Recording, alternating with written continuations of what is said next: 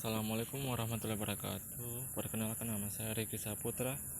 Saya akan mempresentasikan hasil makalah saya yang berjudul Desain Kurikulum Pendidikan Kejuruan, disusun oleh Riki Saputra, saya sendiri, Riki Saputra, Stambuk 21816093 kelas 5B. Bab 1, pendahuluan.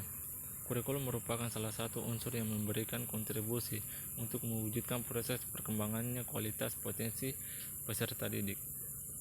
Pengembangan kurikulum perlu dilakukan karena adanya berbagai tantangan yang dihadapi, baik tantangan internal maupun tantangan eksternal. Tantangan internal antara lain standar pengelolaan, standar biaya, standar sarana prasarana, standar pendidik, tenaga kependidikan, standar isi. Sedangkan tantangan eksternal yang dihadapi dunia pendidikan antara lain berkaitan dengan tantangan masa depan, kompetensi yang diperlukan di masa depan, persepsi masyarakat, dan perkembangan pengetahuan. Kurikulum bukan hanya merupakan sekumpulan daftar mata pelajaran, karena mata pelajaran hanya merupakan sumber materi pembelajaran untuk mencapai kompetensi lulusan yang ditetapkan untuk satu satuan pendidikan, jenjang pendidikan, dan program pendidikan. Rumusan masalah. Pertama, apa saja tujuan pendidikan? Kedua, apa itu desain dan struktur kurikulum? Yang ketiga, apa itu RPP dan komponen serta pengaruhnya dalam desain dan struktur kurikulum? Yang keempat, apa yang dimaksud dengan evaluasi dan penilaian dalam RPP? Tujuan penulisan makalah ini bertujuan untuk memahami tentang desain dan struktur kurikulum. Bab 2, pembahasan. Yang pertama, tujuan pendidikan. Tujuan pendidikan ada 3, yaitu tujuan nasional, tujuan kurikulum, dan tujuan instruksional. Kedua, desain dan struktur kurikulum. Pertama, desain kurikulum.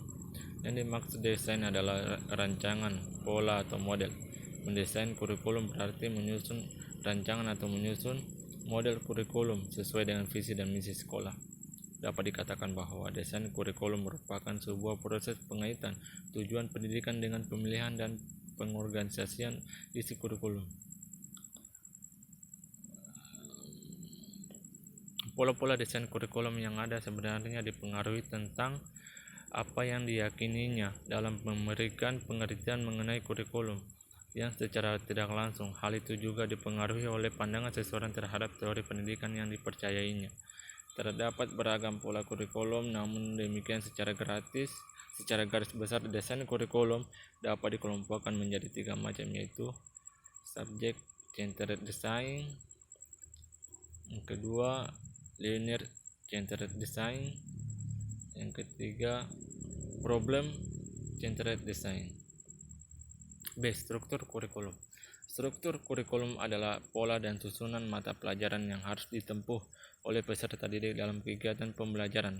Ke dalam muatan kurikulum tiap mata pelajaran tiap tahun pendidikan dituangkan dalam kompetensi yang harus dikuasai peserta didik sesuai dengan beban belajar yang tercantum dalam kurikulum. Struktur kurikulum dalam hal perumusan desain kurikulum menjadi amat penting karena begitu struktur yang disiapkan tidak mengarah sekaligus menopang pada apa yang diingin dicapai dalam kurikulum, maka bisa dipastikan implementasinya pun akan kedodoran. Struktur dapat dibedakan menjadi 3 kelompok, yaitu pertama, struktur kurikulum pendidikan umum, yang kedua, struktur kurikulum pendidikan kejuruan, yang ketiga, struktur kurikulum pendidikan khusus. Yang ketiga, peran RPP dalam desain dan struktur kurikulum.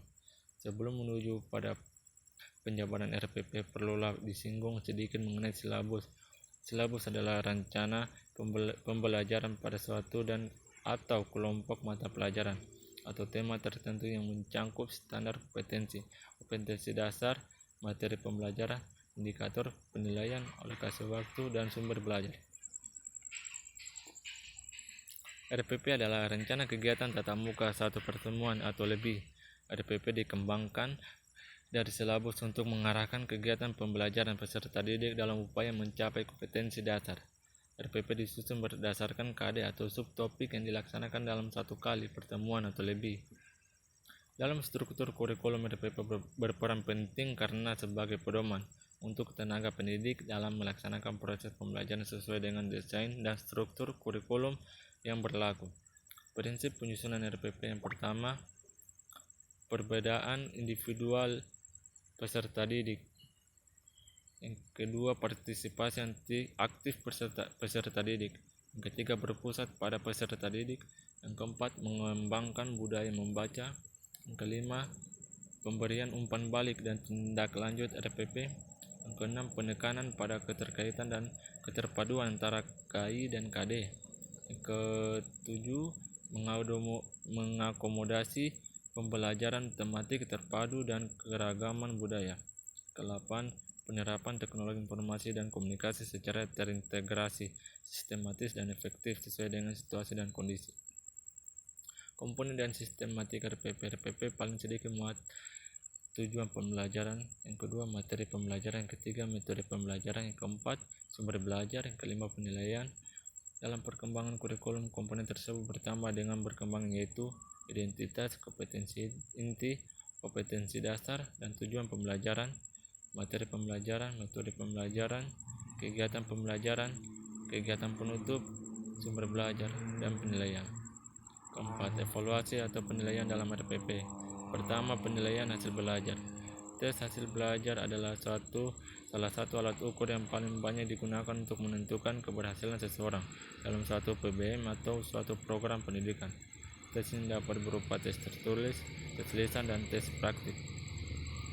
Yang kedua, penilaian atau evaluasi RPP. Penilaian RPP yang digunakan peserta didik pada saat penelahan RPP. Peserta lain dan digunakan fasilitator untuk menilai RPP yang disusun oleh masing-masing peserta. Selanjutnya, nilai RPP dimasukkan ke dalam nilai portofolio peserta. Ketiga, penilaian atau evaluasi kurikulum. Pengertian evaluasi kurikulum adalah suatu tindakan penilaian, penjaminan, dan penetapan mutu kurikulum berdasarkan pertimbangan dan kriteria tertentu sebagai bentuk akuntabilitas pengembangan kurikulum dalam rangka menentukan keefektifan kurikulum. Sedangkan penilaian hasil belajar adalah suatu kegiatan pengumpulan, pengolahan, dan penafsiran informasi tentang proses dan hasil belajar peserta didik berdasarkan pertimbangan dan kriteria tertentu untuk membuat suatu keputusan.